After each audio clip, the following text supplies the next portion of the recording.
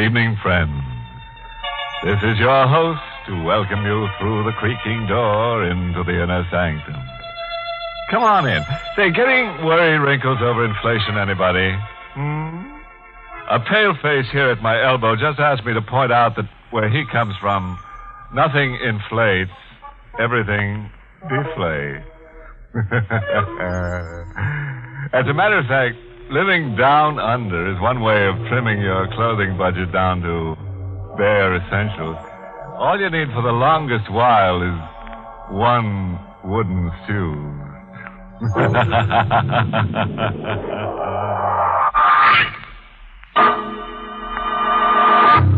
Tonight's Inner Sanctum mystery, Mark My Grave, was written by John Robert and stars Lawson Zerbe in the role of Colby, with Santos Ortega as Gabby.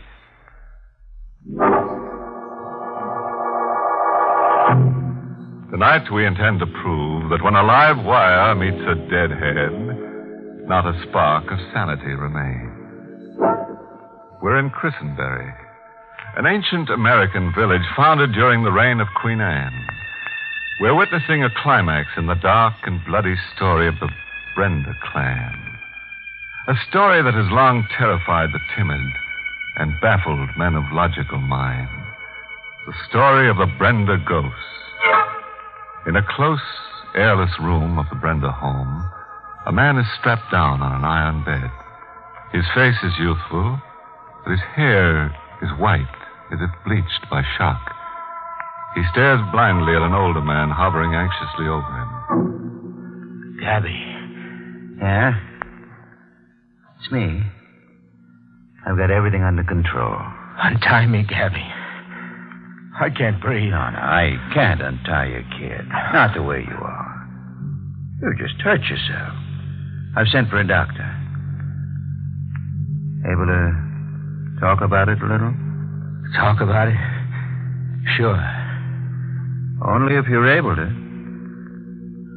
Ghosts. Ghosts were a big joke to us. The assignment was going to be a gag. A picture stunt to give the newspaper comic relief. That day you called me. Hey, Colby. Yeah? Hey, the wire coming in. 8-state search for missing hitchhiker couple.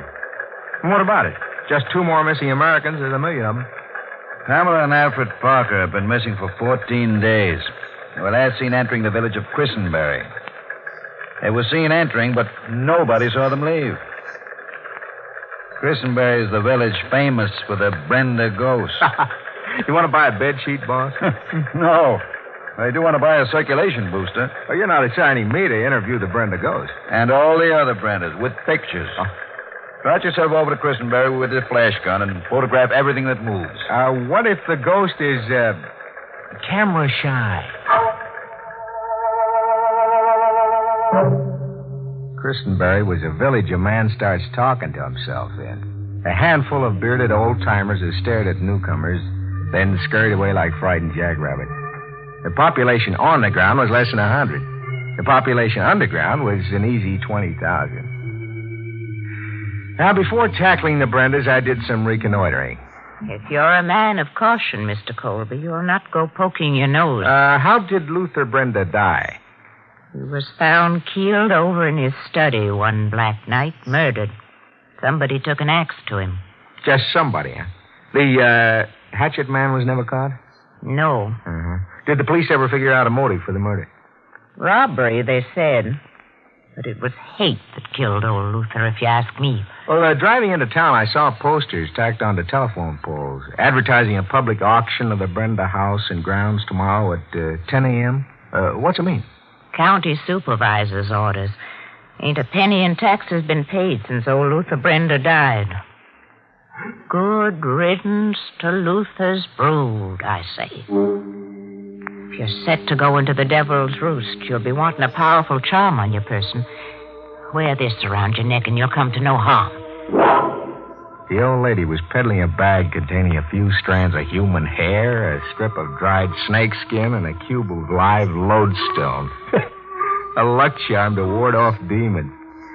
Hey, you really sold yourself on the Brenda ghost story, huh? I've seen old Luther Brenda. Seen him with my own eyes. Where? Right where you're standing. Look. He called the devil and he's come. Come? What do you mean, come? Look to the window. I followed her pointing finger. There, staring at us through her window, was a face. It's old Luther, Brenda. It glowed like a mask coated with phosphorus. In a moment, the face was gone. Vanished.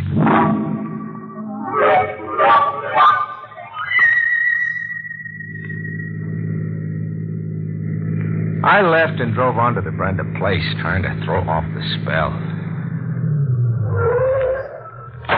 It was a perfect setting for a ghost. Inky black. You couldn't see your hand in front of you. A dimly lit gabled house high up on a hill. And barking dogs somewhere. I was picking my way slowly with my camera slung over my shoulder, working my flashlight, when I got the first proof that I really needed a charm bag around my... Oh, the rifle shot. Somebody had shot the flashlight out of my hand. Are you shot? Nah, you just ruined a new flashlight. Who are you? David Brenda. You? Colby, a reporter. You always welcome guests with a blast of rifle fire? I mistook you for old Luther. Old Luther's on the prowl tonight. Shooting at your father's ghost, huh? But what makes you think the old fellow's on the prowl tonight? He ain't in his casket. You checked to see, huh? I did? You dug him up and pried open his coffin and checked? Nope. Wasn't no need to do that. We ain't never buried old Luther. We put him in the family crypt like he wanted to be put. And you say he's not there now? Yep. Well, any objections to showing me? Nope. Come along. I followed David Brenda into a small fieldstone house set on the edge of a weed-choked meadow, less than 50 feet from the big gabled house. Sort of a primitively built mausoleum.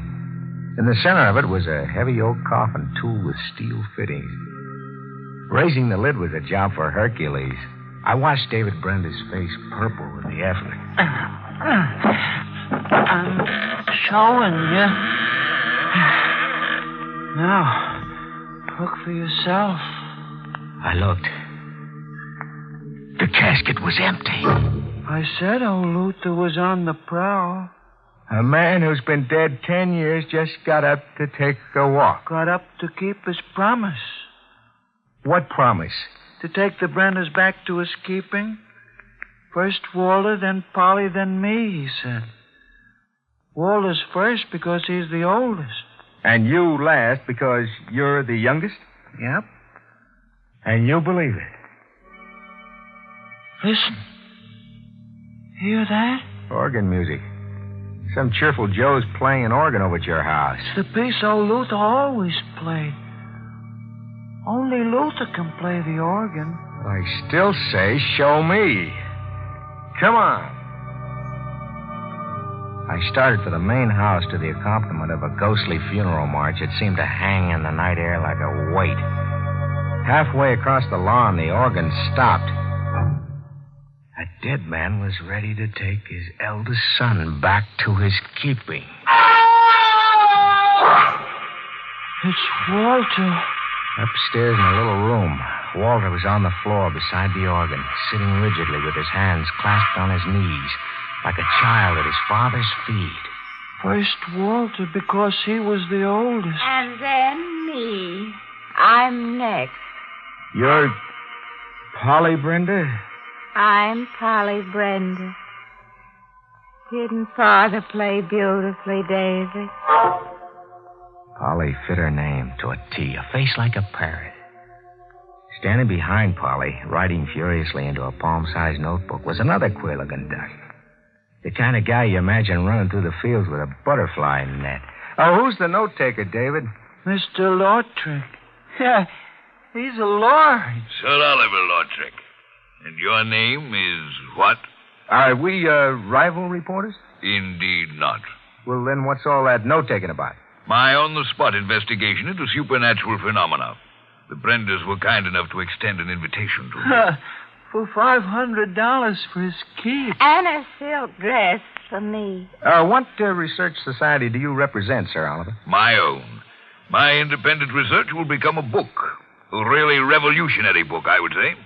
You've seen the Brenda ghost. I have. My findings here have been truly remarkable. You gotta show me. Bodies disappear, sure, but not under their own steam. Now, old Luther was missing from his casket. Sure, but where is he? Do you know where he is, Polly?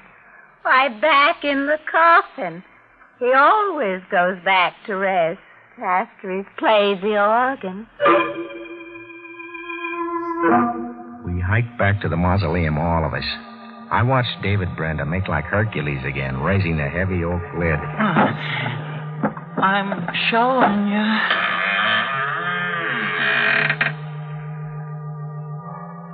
I looked. Old Luther Brenda was back in his casket. And it was the same face I'd seen pressed against the window of old Lady Hawkins' house.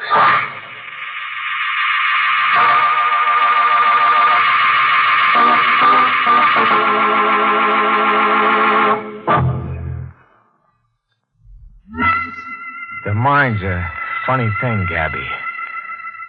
You're a hard-headed cynic who says, show me, but suddenly you can't trust your eyes.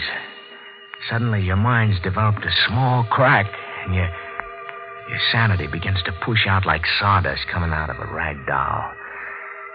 A dead man who gets up out of his casket, plays an organ solo, commits a murder, then gets back into the casket. You don't dare believe it, because if you do, you'll never stop screaming. I didn't try to figure it out too much.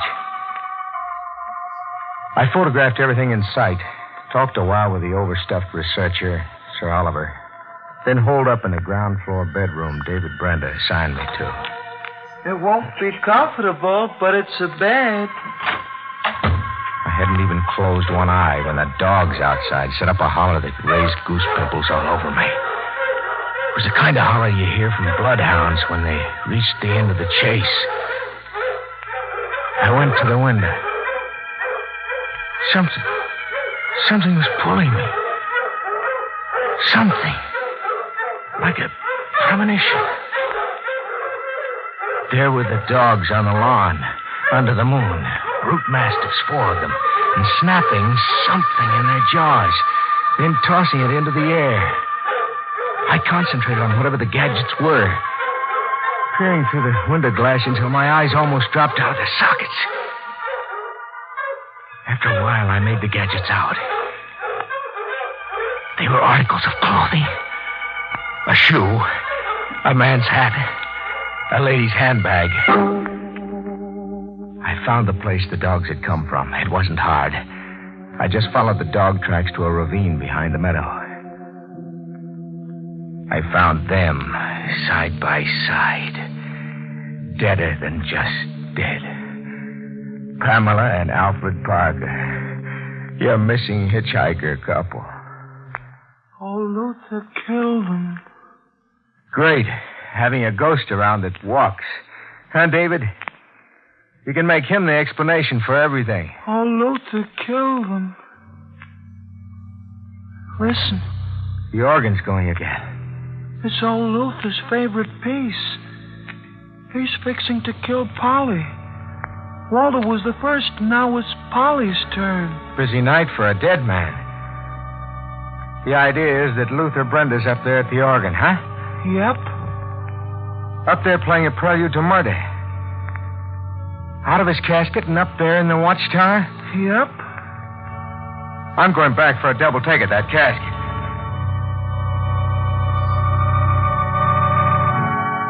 I played Hercules with the lid myself this time. I did a double take 20 times over. The casket was empty. I sprinted for the main house with David Brenda, puffing at my heels and a funeral march pacing me. Sprinting got me within a foot of the front door when the music stopped.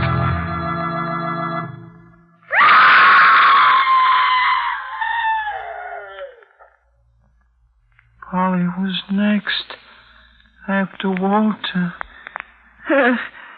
Luther's keeping his promise. Shut up, shut up!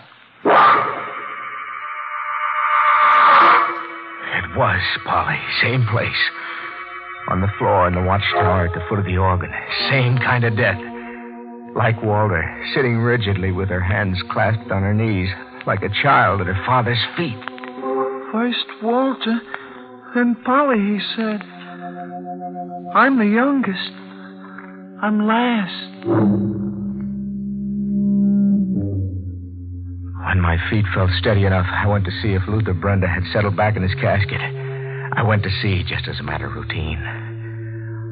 I'd find him there, I was sure of it. I'd find him there because there wasn't an organ going. That's how I'd begun to think. I wasn't your boy anymore, Gabby. I was practically your Brenda. I never reached the mausoleum. Because out there in the dark, I saw Luther Brenda. I stood knee-deep in the weeds and watched Luther Brenda walk past me and head straight as an arrow for the mausoleum. A dead man was returning to his casket. I took his picture, a rear profile view. My hands worked the camera automatically from habit. I didn't start screaming until the mausoleum door closed behind him. And then I couldn't stop screaming.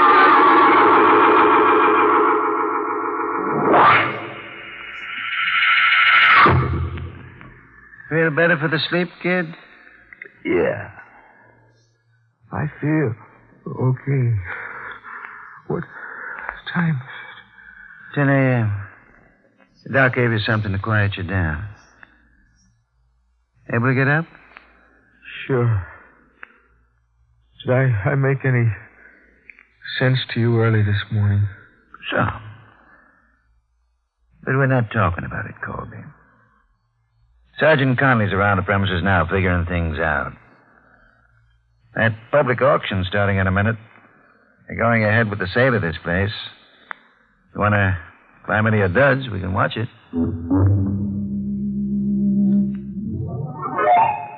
Gentlemen, your attention, please. The sale is about to commence. By authority vested in me by the Board of Supervisors of the Incorporated Township of Christenbury, I now offer you tax warrants, file number 126015, at public sale. Great public sale. Not a soul came. Nobody wants the place. Luther Brenda goes with it. That boy over there. See Sir Oliver? Uh-huh. And that's David Brenda. What keeps him out of a padded cell? The tax warrants amount to $3,000, gentlemen. The minimum bid I am empowered to accept is $3,000. Bid lively, gentlemen. Looks like no takers, Colby. Mr. Auctioneer, Yes? in the absence of bids, I bid exactly $3,000. Sold. Sold to... your name, please. Lautrec. Sir Oliver Lautrec. Come on, Colby. That's all I wanted to hear. Sir Oliver, Yes? what's here that's worth $3,000 to you? Must I answer that question? You'd better, and pronto. And don't tell me you've gotten attached to a walking dead man. My work prompted me to make that bid. The $3,000 enables me to pursue my research. I'd been advised that the county planned to raise the house to the ground if no bid was forthcoming. That would be a pity. An irreparable loss to the study of supernatural phenomena. But more of a loss to you, eh? A loss of, say, $100,000? You're making no sense at all to me. I'm not, eh? There's a cop here who'll tell it to you in basic English. You tell him, Sergeant. $100,000 in jewels stolen by an escaped convict who came through here and murdered old Luther Brenda 10 years ago. The killer left the jewels behind him for safekeeping. Because he was wanted in 12 states, he was hotter than a firecracker. He knew we'd never crash through roadblocks set up to trap him. My theory is that the jewels are bricked in somewhere as a part of the Brenda dwelling. Isn't that why you bought the house, Sir Oliver? To be free to take a wall down at your leisure and pocket a bag full of jewels? It's a preposterous theory. In my opinion, gentlemen, your surroundings here have affected your minds. You're all stark mad. Ah, that gimmick. Give him the rest of it, Sergeant. The corpse that gets up and plays the organ, that's you, Lautrec. Now, don't waste your breath denying it. Among other items of proof, we've got photographic evidence.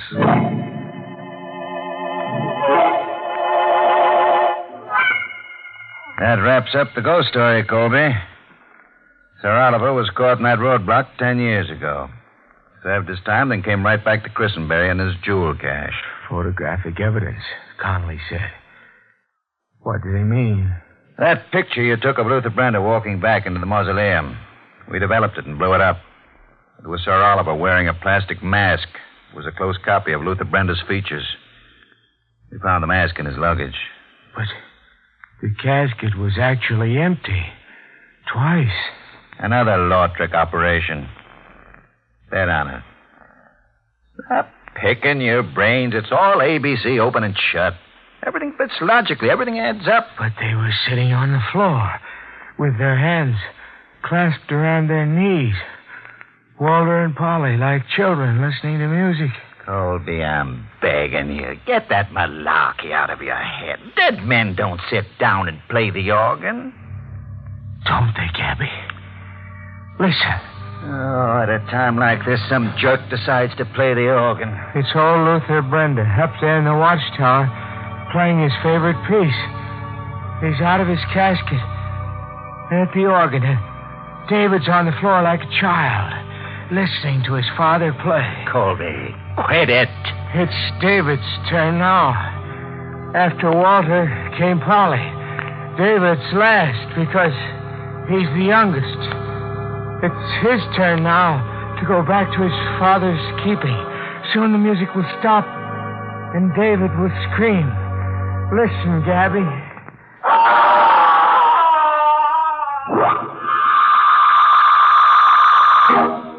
See, Gabby? David sits like the others on the floor, dead. Is he dead, Sergeant? Yeah. Can't pin this one on Lautrec. Then what killed David Brenda? Old Luther Brenda killed him, Gabby. David was last to go because he was the youngest. Oh, shut up, Colby. You were saying, Sergeant? No visible injury. Offhand, I'd say he was frightened to death. Brought a seizure on himself. Sure. That makes sense. He frightened himself to death. Does it make sense, Gabby? David Brenda played an organ solo for David Brenda. He sat at the organ pumping the pedals and sat on the floor at the same time.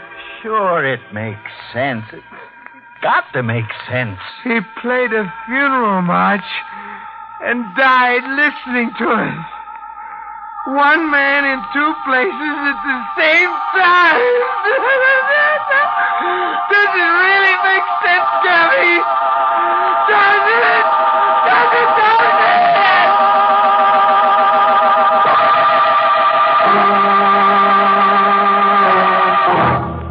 So the Brendas are back together again. Now, there's one gang that believes in the family ties that bind. Did some cynic whisper, straitjacket? That's Oliver. Nice guy to rent your attic to. I'm told he's using himself as a basis for research now. He's bringing his notebook and pencil into the hot seat with him. Expects to record impressions that will electrify nobody but himself. And say, if you ever run into a walking corpse, Mr. Blow the whistle on yourself. You're on a dead-end street.